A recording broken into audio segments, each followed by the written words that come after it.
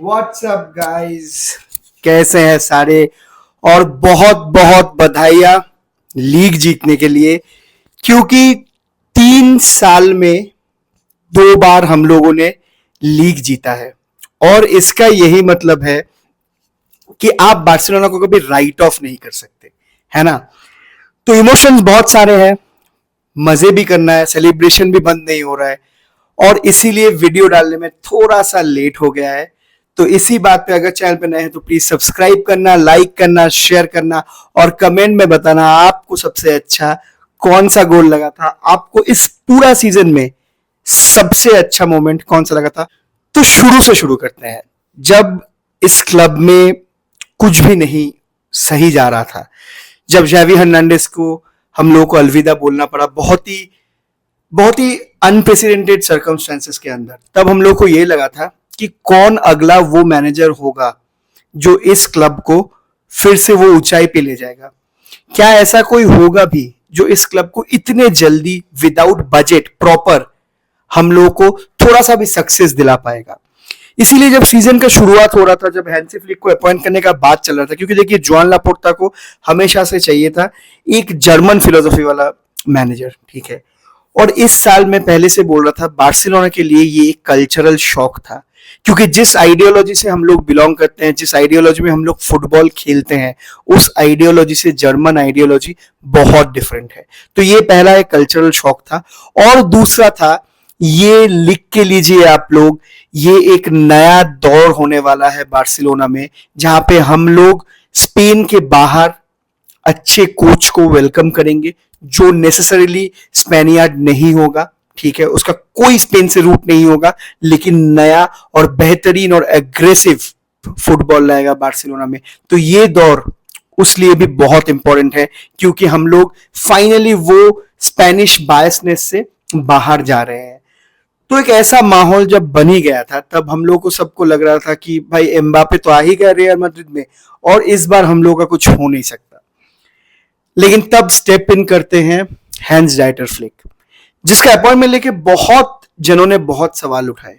मेरे मन में कभी ये सवाल नहीं था, क्योंकि मुझे एक चीज पता था, ये बंदा जो भी करेगा हारना नहीं सिखाएगा। ये बंदा कभी भी हम लोगों को मैच में 60th मिनट में गिव अप करना नहीं सिखाएगा। ये बंदा जब तक ना फाइनल विसल ब्लो होता है, तब तक अपने प्लेयर्स को मोटिवेट करेगा, रोबोट बनाएगा, और बोलेगा कि भाग, जब तक दम है, जब तक तू गिर नहीं जाता। तो इसीलिए मेरे को भरोसा था कि कुछ ना कुछ तो अच्छा ही होगा, क्योंकि कुछ सालों से हम लोग के ऊपर हम लोग बहुत कुछ सहे हैं, लेट्स बी ऑनेस्ट। और जावी के अंडर जो हम लोग का लास्ट सीजन था वो उतना फ्रूटफुल नहीं था, तो मेरे को लग रहा था भाई इससे ज्यादा बुरा क्या हो सकता है। तो इसीलिए मैंने एक बहुत ही हम्बल, एक बहुत ही मॉडेस्ट एक्सपेक्टेशन रखा था, ताकि जब एक्सपेक्टेशन इधर हो और आप इधर फिनिश करें तो बहुत दुख होता है ना।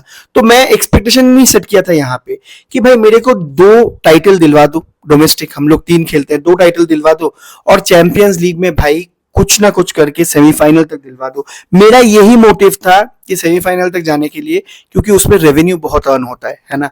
और इस बार हम लोग champions league semifinal second league खेलने के बाद टोटल रेवेन्यू एक्यूमुलेट किया है 100 मिलियन के आसपास। तो ये मेरे को चाहिए था। लेकिन जैसे हम लोगों ने सोचा, और सच दिल पे हाथ रख के बताना, अगर सीजन के शुरुआत में आपको ये बोला जाता कि भाई आप डोमेस्टिक ट्रेबल कर लोगे, तो आप भी हंस के चले जाते, आप इस चैनल पे भी नहीं आते, और आप सब्सक्राइब भी नहीं करते, जैसे आप लोग कर भी नहीं रहे हो। तो इसी बात पर अगर सब्सक्राइब नहीं किया हो तो प्लीज सब्सक्राइब कर देना। तो एक्सपेक्टेशन को मॉडेस्ट रखते हुए हम लोग चल पड़े थे इस सीजन में, ठीक है। हम लोगों को ग्लिम्पसेस दिखा यूएस टूर में, हम लोगों को दिखा कि हैंसी फ्लिक का एक क्लियर आइडिया है, हैंसी फ्लिक का एक आइडेंटिटी है, जो आइडेंटिटी बहुत इंपॉर्टेंट है। क्योंकि कभी कभार ऐसा होता है ना कि एक क्लब में एक कोच आके अपना आइडेंटिटी भूल जाता है, और वो उसी आइडेंटिटी में खेलना चाहता है जहां से उसका क्लब बिलोंग करता है, उसे लगता है। जैसे अगर आप बार्सिलोना का देखेंगे तो टिकी टाका, हैवी पोजीशन बेस्ड फुटबॉल खेलना, ये कोई डिफिकल्ट चीज नहीं होता हैंसी फ्लिक के लिए करने के लिए, लेकिन उसने अपना आइडियोलॉजी से कॉम्प्रोमाइज नहीं किया।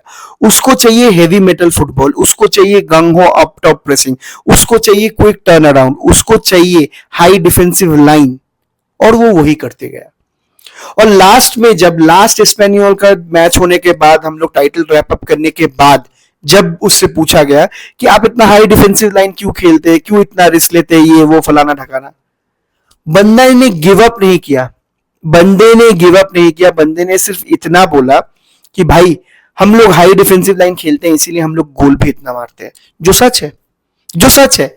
आप आज ये बैठ के बोल रहे हैं कि रफीनिया को बैलोन डोर दे दो, लमीन को दे दो, लेवा को दे दो, पेड्री को दे दो, मेरे को दे दो, आपको दे दो, सबको दे दो।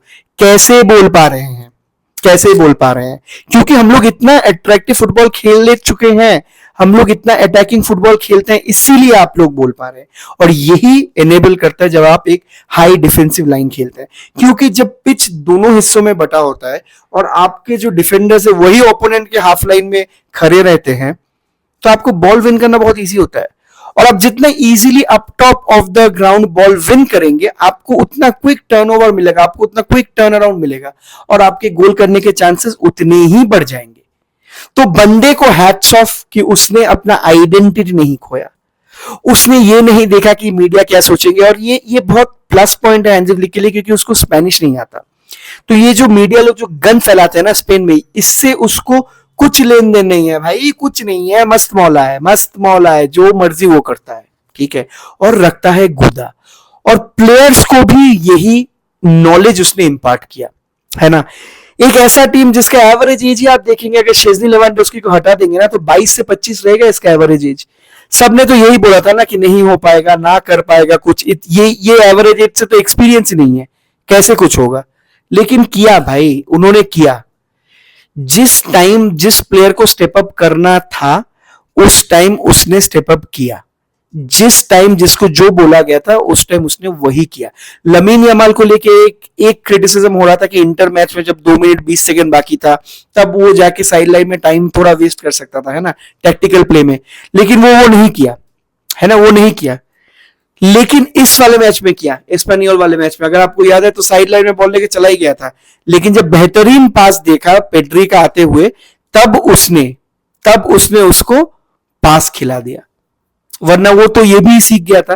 तो यही बात है, जो जिसको जो करवाना था उसने वही करवाया, और उसने हम लोगों को अपना डोमेस्टिक ट्रेबल भी दिलवाया, और 2 मिनट 20 सेकंड दूर थे हम लोग अपने चैंपियंस लीग फाइनल खेलने से, जो खुद ब खुद एक बहुत बड़ा मुकाम होता।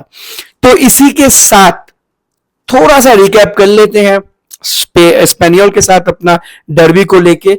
डर्बी फर्स्ट हाफ जा रहा था एस्पेनियोल के नाम, ये बोलने में ना तो आपको शर्म लगना चाहिए, ना मेरे को होना चाहिए। First half was their game. Second half में ट्विक आया। सेकेंड हाफ में क्या आया? जेरार्ड मार्टिन को हटाया गया, बाल्डे को लाया गया, अराउ को हटाया गया, कुबार्सी को लाया गया। जब ये दोनों बॉल प्लेइंग बैकलाइन के प्लेयर्स आ गए पिच में, तो हम लोग अप टॉप पुश करना शुरू किए। हम लोग का बिल्डअप फ्रॉम द बैक और बेहतरीन हो गया, और उसी लिए हम लोग इतने अटैक्स पे अटैक्स मार पाए। और लमीन यामाल मेरे भाई, जो गोल तुमने मारा ना, रियाद माहरेज का याद दिलाता है, मोहम्मद साला का याद दिलाता है। लेकिन 17 साल की उम्र में वो लोग ये नहीं कर रहे थे जो आप कर रहे हो 17 साल की उम्र में अपना होमवर्क नहीं करके। तो लमीन यमाल बेहतरीन, रफीनिया बेहतरीन, कुंडे बेहतरीन। मैं एक डिटेल वीडियो बनाऊंगा इस सीजन का रिकैप लेके, जहां पे मैं सब प्लेयर्स को, जो भी प्लेयर्स सिग्निफिकेंट पार्ट प्ले किए इस डोमेस्टिक ट्रेबल जीतने में, उनको रेट करूंगा, उनको मैं बताऊंगा कि मेरे हिसाब से उनको 10 में कितना मिलना चाहिए। तो वो वाले वीडियो के लिए वेट करना। ऐसे ही बहुत सारे वीडियो के लिए, और सेलिब्रेशन को बिल्कुल मत बंद होने देना, क्योंकि हम लोग के लिए अभी और कुछ नहीं मायने रखता। और हैंजी फ्लिक, मैं आपसे ये रिक्वेस्ट करूंगा कि लास्ट दोनों मैच में किसी को मत खिलाइए, बेंच से प्लेयर लेके खिलाइए, क्योंकि ऐसे ही एक फालतू मैच में खेल के गावी का भी बहुत सीजन भर का इंजरी हो गया था।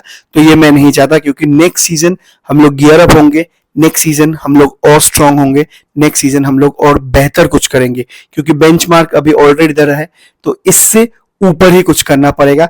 तो इसी के साथ मैं लेता हूं अलविदा। आप सबको फिर से कॉन्ग्रेचुलेशंस ये वाला डोमेस्टिक ट्रेबल पूरा करने के लिए। तो चैनल में अगर नए हैं तो प्लीज सब्सक्राइब करना, और कमेंट में बताना आपको क्या अच्छा लगा है।